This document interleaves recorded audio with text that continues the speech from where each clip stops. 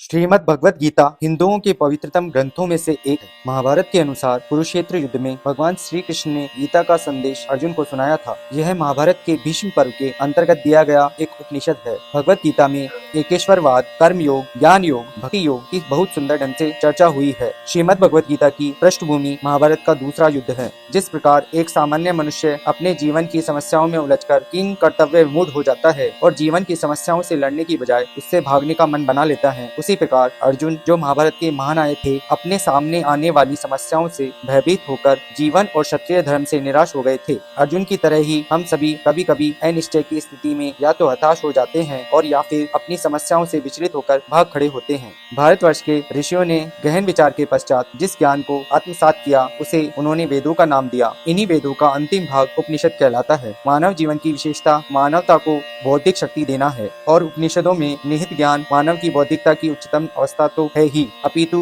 बुद्धि की सीमाओं के परे मनुष्य क्या अनुभव कर सकता है उसकी एक झलक भी दिखा देता है। अब हम भगवत गीता के हर एक अध्याय को आपसे विस्तार से चर्चा में लाएंगे। अर्जुन विषाद योग। अध्याय 1। धृतराष्ट्र बोले, हे संजय, धर्म भूमि कुरुक्षेत्र में इकट्ठे हुए युद्ध की इच्छा लिए हुए मेरे और पांडु पुत्रों ने क्या किया? संजय बोले, उस समय राजा दुर्योधन ने व्यूह रचना युक्त पांडवों की सेना को देखा और द्रोणाचार्य के पास जाकर यह वचन कहा, हे आचार्य, आपके बुद्धिमान शिष्य द्रुपद पुत्र धृष्टद्युम्न द्वारा व्यूह आकार खड़ी हुई पांडु पुत्रों की इस बड़ी भारी सेना को देखिए।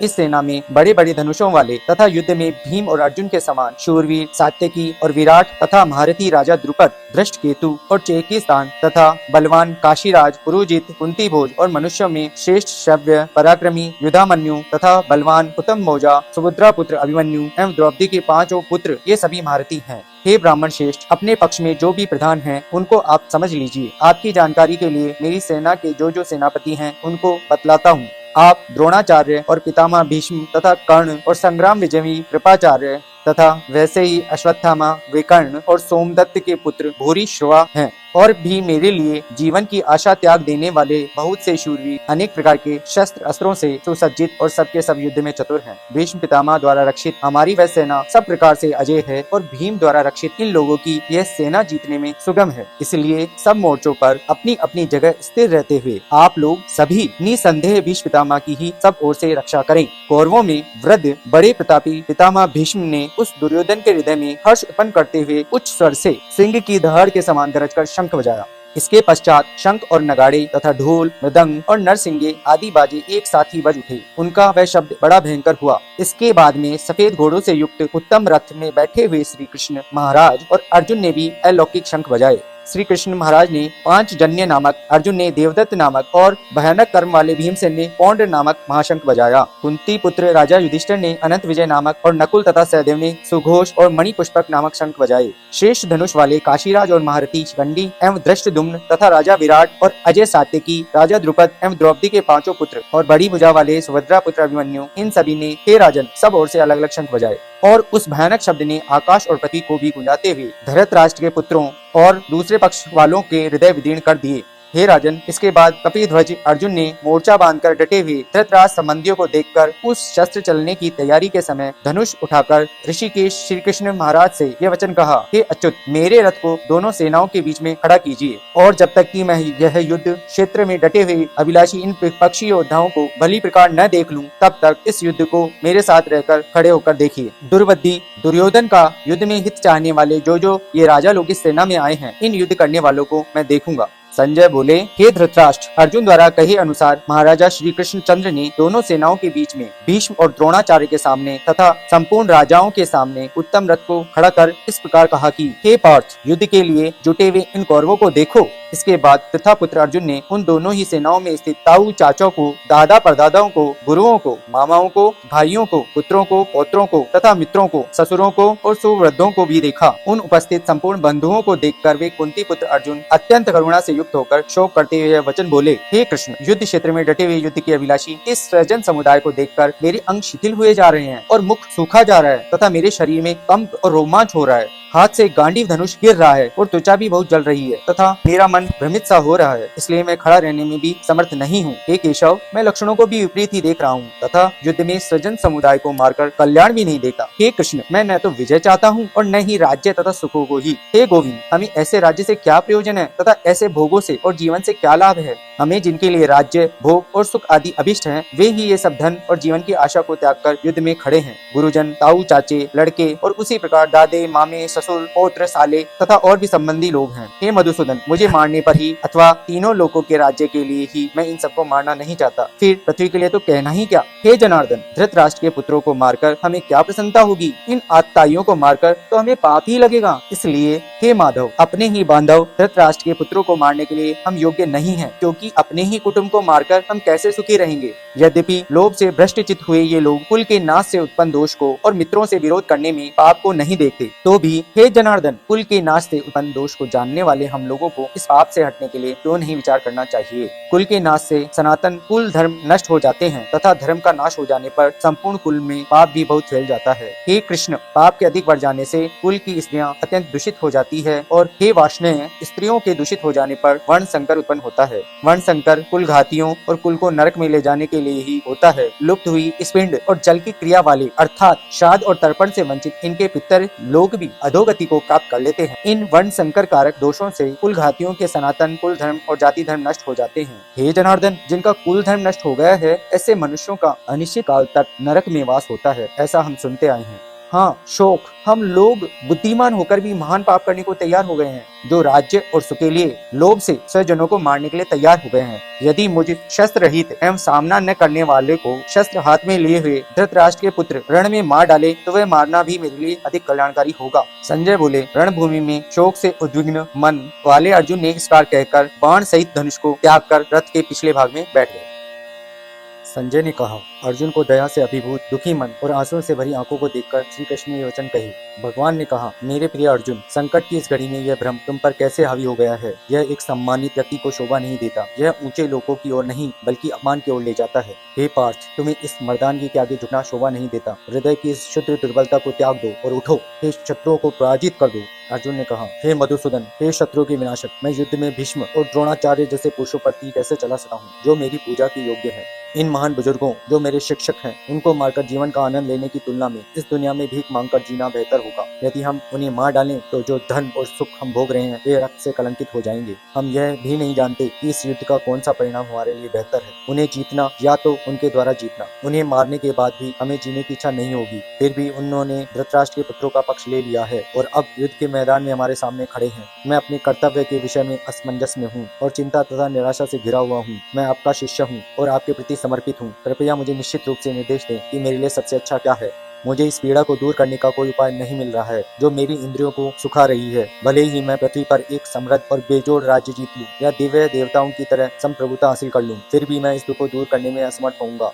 संजय ने कहा, इतना कहकर शत्रु को दंडित करने वाले गुड़ाकेश ने ऋषिकेश को संबोधित किया। गोविंद, मैं युद्ध नहीं करूंगा, और चुप हो गया। हे धृतराष्ट्र, इसके बाद दोनों सेनाओं के बीच में श्री कृष्ण ने दुखी अर्जुन से हंसते हुए ये बातें कही। परमेश्वर ने कहा, जब तुम ज्ञान की बातें कहते हो तो तुम उस बात के लिए शोक कर रहे हो जो शोक की योग्य नहीं है। बुद्धिमान न तो जीवितों के लिए शोक करते हैं और न ही मृतकों के लिए। ऐसा कोई समय नहीं था जब मैं अस्तित्व में नहीं था, न आप, न ये सभी राजा, न ही भविष्य में हम में से कोई समाप्त हो जाएगा। जिस प्रकार देहधारी आत्मा बचपन से युवावस्था और बुढ़ापे तक लगातार गुजरती रहती है, उसी प्रकार मृत्यु के समय आत्मा दूसरे शरीर में चली जाती है। बुद्धिमान लोग इससे भ्रमित नहीं होते। हे कुंती के पुत्र, इंद्रियों और इंद्रिय विषयों के बीच का संपर्क सुख और दुख की क्षणभंगुर धारणाओं को जन्म देता है। ये अस्थायी होते हैं और सर्दी और गर्मी के मौसम की तरह आते जाते रहते हैं। हे भारत के वंशज, मनुष्य को बिना परेशान हुए उन्हें सहन करना सीखना चाहिए। हे अर्जुन, पुरुषों में श्रेष्ठ वह व्यक्ति जो सुख और दुख से प्रभावित नहीं होता है और दोनों में स्थिर रहता है, वह मुक्ति का पात्र होता है। क्षणभंगुर में कोई धीरज नहीं है और शाश्वत में कोई समाप्ति नहीं है। यह बात सत्यदर्शियों ने दोनों की प्रकृति का अध्ययन करने के बाद देखी और निष्कर्ष निकाली है। जो संपूर्ण शरीर में व्याप्त है उसे अविनाशी जानो। अविनाशी आत्मा का कोई विनाश नहीं कर सका। केवल भौतिक शरीर ही नाशवान है, भीतर अवतरित आत्मा अविनाशी, अथाह और शाश्वत है। इसलिए हे भारत के वंशज, लड़ो। उनमें से कोई में भी ज्ञान नहीं है जो सोचता है कि आत्मा को मारा जा सकता है और जो सोचता है कि आत्मा को खत्म किया जा सकता है। वास्तव में आत्मा न तो मरती है और न ही उसे मारा जा सकता है। आत्मा न कभी जन्म लेती है, न ही कभी मरती है, न ही एक बार अस्तित्व में आने के बाद उसे समाप्त किया जा सकता है। आत्मा जन्म रहित, अनादि, अमर और अजर है। शरीर के नष्ट हो जाने पर भी वह नष्ट नहीं होती। हे पार्थ, जो आत्मा को अविनाशी, नित्य, अजन्मा और निर्विकार जानता है, वह किसी को कैसे मार सका है या किसी को कैसे मरवा सका है। जैसे कोई व्यक्ति अपने जीर्ण शीर्ण वस्त्र त्याग कर नए वस्त्र धारण करता है, उसी प्रकार मृत्यु के समय आत्मा अपना जीर्ण शीर्ण शरीर त्याग कर नए शरीर में प्रवेश करती है। न शस्त्र आत्मा को खंडित कर सकते हैं, न अग्नि उसे जला सकती है, न तो पानी उसे गीला कर सकता है और न ही हवा उसे सुखा सकती है। आत्मा अटूट है, अजय है। इसे न तो गीला किया जा सकता है, न सुखाया जा सकता है। यह सर्वत्र सर्वदा अपरिवर्तनीय, अपरिवर्तनशील और आदिम है। आत्मा को अदृश्य, अकल्पनीय, अपरिवर्तनीय कहा जाता है। यह जानकर तुम्हें शरीर के लिए शोक नहीं करना चाहिए। हालांकि हे महाबाहु अर्जुन, यदि तुम सोचते हो कि आत्मा निरंतर जन्म और मृत्यु के अधीन है, तो भी तुम्हें इस तरह शोक नहीं करना चाहिए। जिसका जन्म हुआ है उसकी मृत्यु निश्चित है और जो मर गया है उसका पुनर्जन्म अवश्य भावी है। इसलिए आपको अपरिहार्य पर शोक नहीं करना चाहिए। हे भारत के वंशज, सभी सृजित प्राणी जन्म लेने से पहले अव्यक्त होते हैं, जीवन में प्रकट होते हैं और मृत्यु पर फिर से अव्यक्त होते हैं। तो फिर शोक क्यों? कुछ लोग आत्मा को अद्भुत देखते हैं, कुछ इसे अद्भुत बताते हैं और कुछ आत्मा को अद्भुत सुनते हैं, जबकि अन्य लोग सुनकर भी इसे समझ नहीं पाते। हे अर्जुन, शरीर के भीतर रहने वाली आत्मा अमर है, अतः तुम्हें किसी के लिए भी शोक नहीं करना चाहिए। साथ ही अपना योद्धा करते हुए समझकर दिखना नहीं चाहिए। वास्तव में एक योद्धा के लिए धार्मिकता को कायम रखने के लिए लड़ने से बेहतर कोई कार्य नहीं है। हे पार्थ, वे योद्धा धन्य हैं जिनके लिए धर्म की रक्षा के ऐसे अवसर बिन मांगे आते हैं, जिससे उनके लिए दिव्य निवासों की सीढ़ियां खुल जाती है।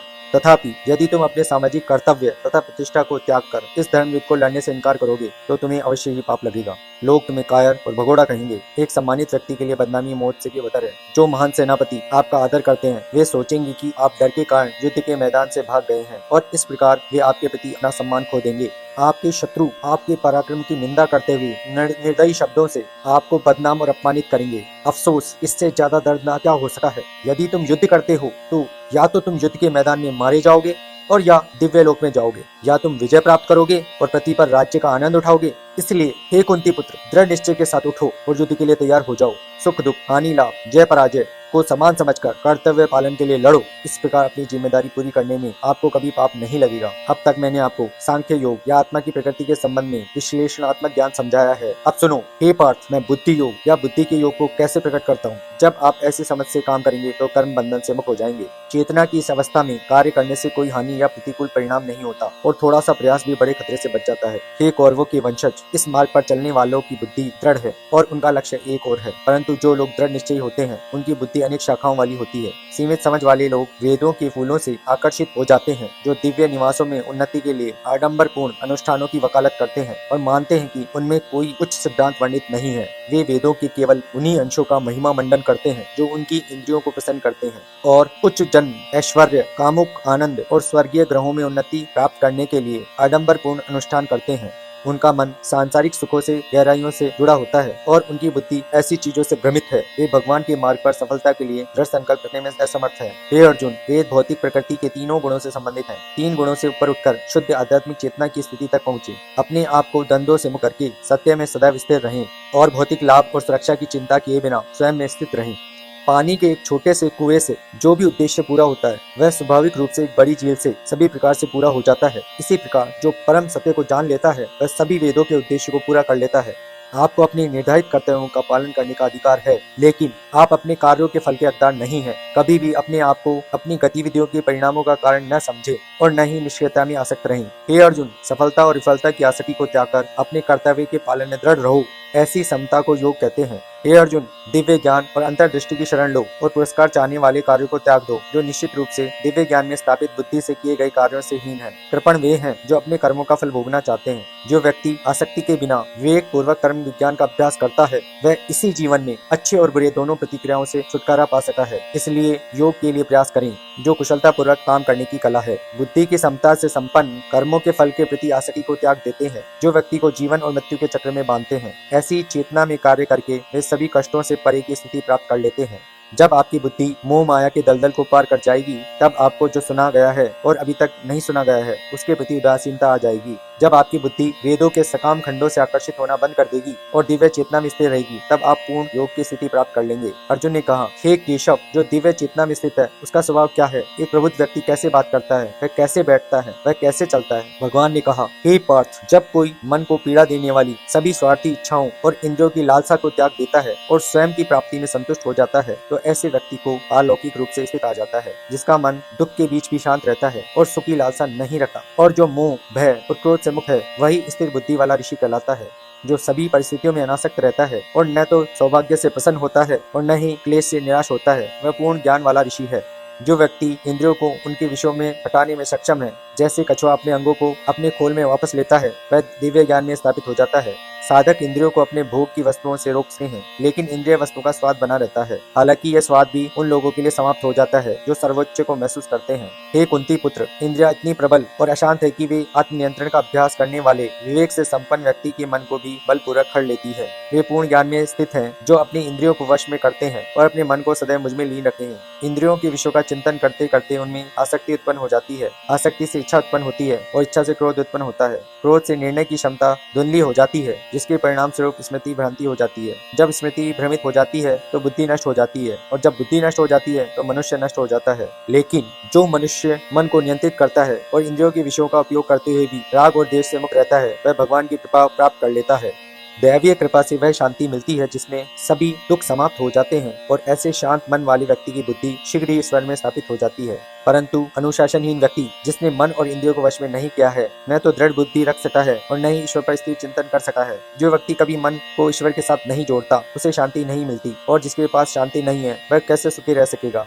जैसे तेज हवा पानी में नाव को उसके निर्धारित मार्ग से भटका देती है, वैसे ही इंद्रियों में से एक भी जिस पर मन केंद्रित होता है, बुद्धि को भटका सकती है। इसलिए हे महाबाहु अर्जुन, जिसने इंद्रियों को उनके विषयों से रोक लिया है, वह दिव्य ज्ञान में दृढ़ता से स्थापित हो गया है। जिसे सभी प्राणी दिन मांगते हैं, वह बुद्धिमानों के लिए अज्ञान की रात है, और जिसे सभी प्राणी रात मानते हैं, वह आत्मनिरीक्षण करने वाले ऋषि के लिए दिन है। जिस प्रकार नदियों की निरंतर जल प्रवाह से समुद्र अविचल रहता है, उसी प्रकार जो ऋषि अपने चारों ओर वांछित वस्तुओं के प्रवाह के बावजूद अविचल रहता है, उसे शांति मिलती है। न कि वह व्यक्ति जो इच्छाओं को पूरा करने में प्रयासरत रहता है। वह व्यक्ति जो सभी भौतिक इच्छाओं को त्याग देता है और लालच, स्वामित्व और अहंकार की भावना से मुक्त रहता है, पूर्ण शांति को प्राप्त करता है। हे पार्थ, प्रबुद्ध आत्मा की अवस्था ऐसी होती है कि उसे प्राप्त करने के बाद मनुष्य कभी भी भ्रमित नहीं होता। मृत्यु के समय भी इस चेतना में स्थापित रहने से व्यक्ति जीवन और मृत्यु के चक्र से मुक्त हो जाता है और भगवान के परम धाम तक पहुंच जाता है।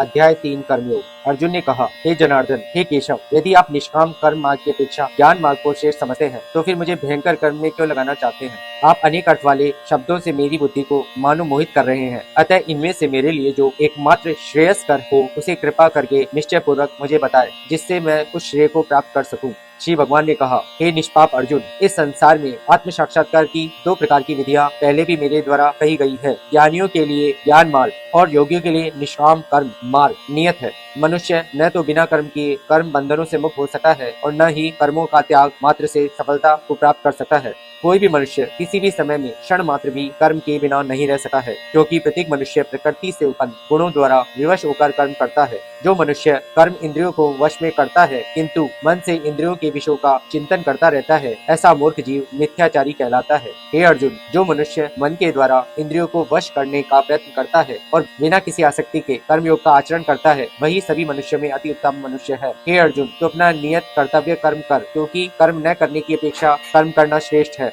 कर्म न करने से तो तेरी यह जीवन यात्रा भी सफल नहीं हो सकी है। यज्ञ की प्रक्रिया ही कर्म है। इस यज्ञ की प्रक्रिया के अतिरिक्त जो भी किया जाता है, उससे जन्म मृत्यु रूपी बंधन उत्पन्न होता है। अतः हे कुंती पुत्र, उस यज्ञ की पूर्ति के लिए संग दोष से मुक्त रहकर भली भांति कर्म का आचरण कर। सृष्टि के प्रारंभ में प्रजापति ब्रह्मा ने यज्ञ सहित देवताओं और मनुष्यों को रचकर उनसे कहा कि तुम लोग इस यज्ञ द्वारा सुख समृद्धि को प्राप्त करो, और यह यज्ञ तुम लोगों की इष्ट संबंधित कामना को पूर्ति करेगा। इस यज्ञ द्वारा देवताओं की उन्नति करो और वे देवता तुम लोगों की उन्नति करेंगे। इस प्रकार एक दूसरे की उन्नति करते हुए तुम लोग परम कल्याण को प्राप्त हो जाओगे। यज्ञ द्वारा उन्नति को प्राप्त कर देवता तुम लोगों की सभी आवश्यकताओं की पूर्ति करेंगे। किंतु जो मनुष्य देवताओं द्वारा दिए गए सुख भोगों को उनको दिए बिना ही स्वयं भोगता है, उसे निश्चित रूप से चोर समझना चाहिए। यज्ञ से बचे हुए अन्न को खाने वाले भक्त सब पापों से मुक्त हो जाते हैं, किंतु अन्य लोग जो अपने इंद्रिय सुख के लिए ही भोजन पकाते हैं, वे तो पाप ही खाते हैं। सभी प्राणी अन्न से उत्पन्न होते हैं। अन्न की उत्पत्ति वर्षा से होती है। वर्षा की उत्पत्ति यज्ञ संपन्न करने से होती है और यज्ञ की उत्पत्ति नियत कर्म के करने से होती है। नियत कर्मों का विधान वेद में निहित है और वेद को शब्द रूप से अविनाशी परमात्मा से साक्षात उत्पन्न समझना चाहिए। इसलिए सर्वव्यापी परमात्मा ब्रह्म रूप में यज्ञ में सदा स्थित रहता है। हे प्रथापुत्र, जो मनुष्य जीवन में इस प्रकार वेदों द्वारा स्थापित यज्ञ चक्र का अनुसरण नहीं करता है, वह निश्चय ही पापमय जीवन व्यतीत करता है। ऐसा मनुष्य इंद्रियों की तुष्टि के लिए व्यर्थ ही जीता है। परंतु जो मनुष्य आत्मा में ही आनंद प्राप्त कर लेता है तथा वह अपनी आत्मा में ही पूर्ण संतुष्ट रहता है, उसके लिए कोई नियत कर्म शेष नहीं रहता है। उस महापुरुष के लिए इस संसार में न तो कर्तव्य कर्म करने की आवश्यकता रह जाती है और न ही कर्म को न करने का कोई कारण ही रहता है तथा उसे समस्त प्राणियों में से किसी पर भी निर्भर रहने की आवश्यकता नहीं रहती है। अतः कर्म फल में आसक्त हुए बिना मनुष्य को अपना कर्तव्य समझकर कर्म करते रहना चाहिए, क्योंकि अनासक्त भाव से निरंतर कर्तव्य कर्म करने से मनुष्य को एक दिन परमात्मा की प्राप्ति हो जाती है। राजा जनक जैसे अन्य मनुष्यों ने भी केवल कर्तव्य कर्म करके ही परम सिद्धि को प्राप्त किया था। अतः संसार के हित का विचार करते हुए भी तेरे लिए कर्म करना ही उचित है। महापुरुष जो आचरण करता है, सामान्य मनुष्य भी उसी का ही अनुसरण करते हैं। वह श्रेष्ठ पुरुष जो कुछ आदर्श प्रस्तुत कर देता है, समस्त संसार भी उसी का अनुसरण करने लगता है। हे प्रथापुत्र, तीनों लोकों में मेरे लिए कोई भी कर्तव्य शेष नहीं है, न ही किसी वस्तु का अभाव है, न ही किसी वस्तु को प्राप्त करने की इच्छा है। फिर भी मैं कर्तव्य समझकर कर्म करने में लगा रहता हूँ। हे पार्थ, यदि मैं नियत कर्मों को सावधानी पूर्वक न करूँ तो यह निश्चित है कि सभी मनुष्य मेरे ही मार्ग का अनुगमन करेंगे। इसलिए यदि मैं कर्तव्य समझकर कर्म न करूं तो ये सभी लोग भ्रष्ट हो जाएंगे। तब मैं अवांछित सृष्टि की उत्पत्ति का कारण हो जाऊंगा और इस प्रकार समस्त प्राणी को नष्ट करने वाला बन जाऊंगा। हे भरतवंशी, जिस प्रकार अज्ञानी मनुष्य फल की इच्छा से कार्य करते हैं, उसी प्रकार विद्वान मनुष्य को फल की इच्छा के बिना संसार के कल्याण के लिए कार्य करना चाहिए। विद्वान महापुरुष को चाहिए कि वह फल की इच्छा वाले अज्ञानी मनुष्यों को कर्म करने से रोके नहीं, जिससे उनकी बुद्धि भ्रमित न हो, बल्कि स्वयं कर्तव्य कर्म को भली प्रकार से करता हुआ उनसे भी भली भांति कराते रहना चाहिए। जन्म से लेकर मृत्यु तक के सभी कर्म प्रकृति के गुणों के द्वारा संपन्न किए जाते हैं। अहंकार के प्रभाव से मोहग्रस्त होकर अज्ञानी मनुष्य स्वयं को कर्ता मानने लगता है। परंतु हे महाबाहु, परम तत्व को जानने वाला महापुरुष इंद्रियों को और इंद्रियों की क्रियाशीलता को प्रकृति के गुणों के द्वारा करता हुआ मानकर कभी उनमें आसक्त नहीं होता है। माया के प्रभाव से मोहग्रस्त होते हुए मनुष्य सांसारिक कर्मों के प्रति आसक्त होकर कर्म में लग जाते हैं। अतः पूर्ण ज्ञानी मनुष्य को चाहिए कि वह उन मंद बुद्धि वालों को विचलित न करे। अतः हे अर्जुन, अपने सभी प्रकार के कर्तव्य कर्मों को मुझ में समर्पित करके पूर्ण आत्मज्ञान से युक्त होकर आशा, ममता और संताप का पूर्ण रूप से त्याग करके युद्ध कर। जो मनुष्य मेरी इन आदेशों का ईर्ष्या रहित होकर श्रद्धा पूर्वक अपना कर्तव्य समझकर नियमित रूप से पालन करते हैं, वे सभी कर्म फलों के बंधन से मुक्त हो जाते हैं। परंतु जो मनुष्य ईर्ष्यावश इन आदेशों का नियमित रूप से पालन नहीं करते हैं, उन्हें सभी प्रकार के ज्ञान में पूर्ण रूप से भ्रमित और सब ओर से नष्ट भ्रष्ट हुआ ही समझना चाहिए। सभी मनुष्य प्रकृति के गुणों के अधीन होकर ही कार्य करते हैं। यद्यपि तत्वदर्शी ज्ञानी भी प्रकृति के गुणों के अनुसार ही कार्य करता दिखाई देता है, तो फिर इसमें कोई किसी का निराकरण क्या कर सकता है। सभी इंद्रियां और इंद्रियों के विषयों के प्रति आसक्ति और विरक्ति नियमों के अधीन स्थित होती है। मनुष्य को इनके लिए अधीन नहीं होना चाहिए, क्योंकि दोनों ही आत्म साक्षात्कार के पथ में अवरोध उत्पन्न करने वाले हैं। दूसरों के कर्तव्य को भली भांति अनुसरण करने की अपेक्षा अपना कर्तव्य पालन को दोषपूर्ण ढंग से करना भी अधिक कल्याणकारी होता है। दूसरे के कर्तव्य का अनुसरण करने से भय उत्पन्न होता है। अपने कर्तव्य का पालन करते हुए मरना भी श्रेयस्कर होता है। अर्जुन ने कहा, हे विष्णुवंशी, मनुष्य न चाहते हुए भी किसकी प्रेरणा से पाप कर्म करता है। यद्यपि ऐसा लगता है कि उसे बलपूर्वक पाप कर्म के लिए प्रेरित किया जा रहा है। श्री भगवान ने कहा, इसका कारण रजोगुण से उत्पन्न होने वाले काम और क्रोध बड़े पापी हैं। तू इन्हें ही इस संसार में अग्नि के समान कभी न तृप्त होने वाले महान शत्रु समझ। जिस प्रकार धुएं से अग्नि और धूल से दर्पण ढक जाता है तथा जिस प्रकार गर्भाशय से गर्भ ढका रहता है, उसी प्रकार कामनाओं से ज्ञान ढका रहता है। हे कुंती पुत्र, इस प्रकार शुद्ध चेतन स्वरूप जीवात्मा का ज्ञान कामना रूपी नित्य शत्रु द्वारा ढका रहता है, जो कभी भी तुष्ट न होने वाली अग्नि की तरह जलता रहता है। इंद्रियां, मन और बुद्धि कामनाओं के निवास स्थान होते हैं। इनके द्वारा कामनाएं ज्ञान को आच्छादित करके जीवात्मा को मोहग्रस्त कर देती हैं। अतः हे भरतवंशियों में श्रेष्ठ, तू प्रारंभ में ही इंद्रियों को वश में करके और आत्मज्ञान और आत्म साक्षात्कार में बाधा उत्पन्न करने वाली इन महान पापी कामनाओं का ही बलपूर्वक समाप्त कर। हे अर्जुन, इस जड़ पदार्थ शरीर की अपेक्षा इंद्रिया श्रेष्ठ है, इंद्रियों की अपेक्षा मन श्रेष्ठ है, मन की अपेक्षा बुद्धि श्रेष्ठ है, और जो बुद्धि से भी श्रेष्ठ है तो वही सर्वश्रेष्ठ शुद्ध रूप आत्मा है। इस प्रकार हे महाबाहु अर्जुन, स्वयं को मन और बुद्धि से श्रेष्ठ आत्मा रूप समझकर बुद्धि के द्वारा मन को स्थिर करके तू कामनाओं रूपी दुर्जय शत्रुओं को मार। इस प्रकार उपनिषद, ब्रह्म विद्या तथा योग शास्त्र रूप श्रीमद् भगवत गीता के श्री कृष्ण अर्जुन संवाद में कर्म योग नामक तीसरे अध्याय का अंत हुआ। अध्याय 4 ज्ञान कर्म संन्यास योग। श्री भगवान ने कहा, मैंने इस अविनाशी योग विद्या का उपदेश सृष्टि के आरंभ में विवस्वान अर्थात सूर्य देव को दिया था। विवस्वान ने यह उपदेश अपने पुत्र मनुष्यों के जन्मदाता मनु को दिया और मनु ने यह उपदेश अपने पुत्र राजा इक्ष्वाकु को दिया। हे परम तप अर्जुन, इस प्रकार गुरु शिष्य परंपरा से प्राप्त इस विज्ञान सहित ज्ञान को राजा ऋषियों ने विधि पूर्वक समझा, किंतु समय के प्रभाव से वह परम श्रेष्ठ विज्ञान सहित ज्ञान इस संसार से प्राय छिन्न भिन्न होकर नष्ट हो गया। आज मेरे द्वारा वही यह प्राचीन योग तुझसे कहा जा रहा है, क्योंकि तू मेरा भक्त और प्रिय मित्र भी है, अतः तू ही इस उत्तम रहस्य को समझ सका है। अर्जुन ने कहा, सूर्य देव का जन्म तो सृष्टि के प्रारंभ में हुआ है और आपका जन्म तो अब हुआ है, तो फिर मैं कैसे समझूं कि सृष्टि के आरंभ में आपने ही इस योग का उपदेश दिया था। श्री भगवान ने कहा, हे परम तप अर्जुन, मेरे और तेरे अनेकों जन्म हो चुके हैं। मुझे तो वह सभी जन्म याद है, लेकिन तुझे कुछ भी याद नहीं है। यद्यपि मैं अजन्मा और अविनाशी समस्त जीवात्माओं का परमेश्वर होते हुए भी अपनी अपरा प्रकृति को अधीन करके अपनी परा प्रकृति से प्रकट होता हूँ। हे भारत, जब भी और जहाँ भी धर्म की हानि होती है और अधर्म की वृद्धि होती है, तब मैं अपने स्वरूप को प्रकट करता हूँ।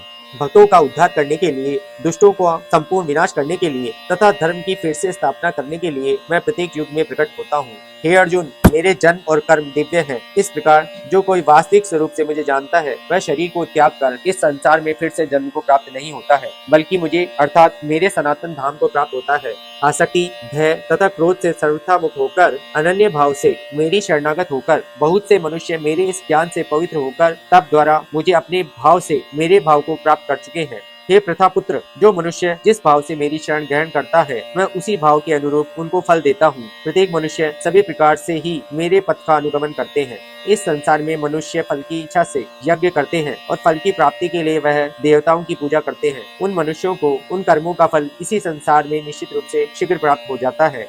प्रकृति के 3 गुणों के आधार पर कर्म को 4 विभागों में मेरे द्वारा रचा गया है। इस प्रकार मानव समाज की कभी न बदलने वाली व्यवस्था का कर्ता होने पर भी तू मुझे अकर्ता ही समझ। कर्म के फल में मेरी आसक्ति न होने के कारण कर्म मेरे लिए बंधन उत्पन्न नहीं कर पाते हैं। इस प्रकार से जो मुझे जान लेता है, उस मनुष्य के कर्म भी उसके लिए कभी बंधन उत्पन्न नहीं करते हैं। पूर्व समय में भी सभी प्रकार के कर्म बंधन से मुक्त होने की इच्छा वाले मनुष्यों ने मेरी इस दिव्य प्रकृति को समझकर कर्तव्य कर्म करके मोक्ष की प्राप्ति की। इसलिए तू भी उन्हीं का अनुसरण करके अपने कर्तव्य का पालन कर। कर्म क्या है और अकर्म क्या है, इस विषय में बड़े से बड़े बुद्धिमान मनुष्य भी मोहग्रस्त रहते हैं। इसलिए उन कर्म को मैं तुझे भली भांति समझा कर कहूँगा, जिसे जानकर तू संसार के कर्म बंधन से मुक्त हो सकेगा। कर्म को भी समझना चाहिए तथा अकर्म को भी समझना चाहिए और विकर्म को भी समझना चाहिए, क्योंकि कर्म की सूक्ष्मता को समझना अत्यंत कठिन है। जो मनुष्य कर्म में अकर्म देखता है और जो मनुष्य अकर्म में कर्म देखता है, वह मनुष्यों में बुद्धिमान है और वह मनुष्य समस्त कर्मों को करते हुए भी सांसारिक कर्म फलों से मुक्त रहता है। जिस मनुष्य के निश्चय किए हुए सभी कार्य बिना फल की इच्छा के पूरी लगन से संपन्न होते हैं तथा जिसके सभी कर्म ज्ञान रूपी अग्नि में भस्म हो गए हैं, बुद्धिमान लोग उस महापुरुष को पूर्ण ज्ञानी कहते हैं। जो मनुष्य अपने सभी कर्म फलों की आसक्ति का त्याग करके सदैव संतुष्ट तथा स्वतंत्र रहकर कार्यों में पूर्ण व्यस्त होते हुए भी वह मनुष्य निश्चित रूप से कुछ भी नहीं करता है। जिस मनुष्य ने सभी प्रकार के कर्म फलों की आसक्ति और सभी प्रकार की संपत्ति के स्वामित्व का त्याग कर दिया है, ऐसा शुद्ध मन तथा स्थिर बुद्धि वाला केवल शरीर निर्वाह के लिए कर्म करता हुआ कभी पाप रूपी फलों को प्राप्त नहीं होता है। जो मनुष्य स्वतः प्राप्त होने वाले लाभ से संतुष्ट रहता है, जो सभी द्वंद्वों से मुक्त और किसी से ईर्ष्या नहीं करता है, जो सफलता और असफलता में स्थिर रहता है, यद्यपि सभी प्रकार के कर्म करता हुआ कभी बनता नहीं है, प्रकृति के गुणों से मुक्त हुआ तथा ब्रह्म ज्ञान में पूर्ण रूप से स्थित और अच्छी प्रकार से कर्म का आचरण करने वाले मनुष्य के सभी कर्म ज्ञान रूपी ब्रह्म में पूर्ण रूप से विलीन हो जाते हैं। ब्रह्म ज्ञान में स्थित उस मुक्त पुरुष का समर्पण ब्रह्म होता है। हवन की सामग्री भी ब्रह्म होती है, अग्नि भी ब्रह्म होती है तथा ब्रह्म रूपी अग्नि में ब्रह्म रूपी कर्ता द्वारा जो हवन किया जाता है, वह ब्रह्म ही होता है। जिसके कर्म ब्रह्म का स्पर्श करके ब्रह्म में विलीन हो चुके हैं, ऐसे महापुरुष को प्राप्त होने योग्य फल भी ब्रह्म ही होता है। कुछ मनुष्य अनेक प्रकार के यज्ञों द्वारा देवताओं की भली भांति पूजा करते हैं और इस प्रकार कुछ मनुष्य परमात्मा रूपी अग्नि में ज्ञान रूपी यज्ञ द्वारा यज्ञ का अनुष्ठान करते हैं। कुछ मनुष्य सभी ज्ञान इंद्रियों के विषयों को संयम रूपी अग्नि में हवन करते हैं और कुछ मनुष्य इंद्रियों के विषयों को इंद्रिय रूपी अग्नि में हवन करते हैं। कुछ मनुष्य सभी इंद्रियों को वश में करके प्राण वायु के कार्यों को मन के संयम द्वारा आत्मा को जानने की इच्छा से आत्मयोग रूपी अग्नि में हवन करते हैं। कुछ मनुष्य धन संपत्ति के दान द्वारा, कुछ मनुष्य तपस्या द्वारा और कुछ मनुष्य अष्टांग योग के अभ्यास द्वारा यज्ञ करते हैं। कुछ मनुष्य वेद शास्त्रों का अध्ययन करके ज्ञान में निपुण होकर और कुछ मनुष्य कठिन व्रत धारण करके यज्ञ करते हैं। बहुत से मनुष्य अपान वायु में प्राण वायु का, उसी प्रकार प्राण वायु में अपान वायु का हवन करते हैं तथा अन्य मनुष्य प्राण वायु और अपान वायु की गति को रोककर समाधि में प्रवृत्त होते हैं। कुछ मनुष्य भोजन को कम करके प्राण वायु को प्राण वायु में ही हवन किया करते हैं। ये सभी यज्ञ करने वाले यज्ञों का अर्थ जानने के कारण सभी पाप कर्मों से मुक्त हो जाते हैं। हे कुरुश्रेष्ठ अर्जुन, यज्ञों के फल रूपी अमृत को चकर ये सभी योगी सनातन परब्रह्म परमात्मा को प्राप्त होते हैं और यज्ञ को न करने वाले मनुष्य तो इस जीवन में भी सुखपूर्वक नहीं रह सके हैं, तो फिर अगले जीवन में कैसे सुख को प्राप्त हो सके हैं।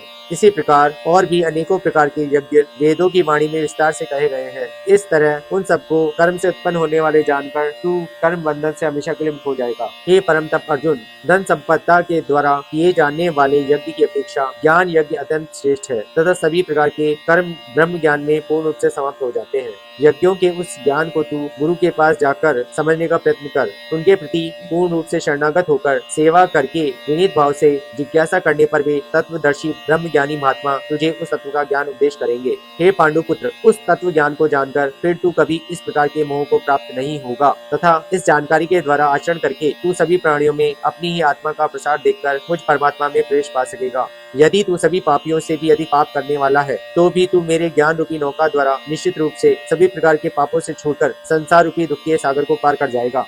हे अर्जुन, जिस प्रकार अग्नि ईंधन को जलाकर भस्म कर देती है, उसी प्रकार यह ज्ञान रूपी अग्नि सभी सांसारिक कर्म फलों को जलाकर भस्म कर देती है। इस संसार में ज्ञान के समान पवित्र करने वाला निसंदेह कुछ भी नहीं है। इस ज्ञान को तू स्वयं अपने हृदय में योग की पूर्णता के समय अपनी ही आत्मा में अनुभव करेगा।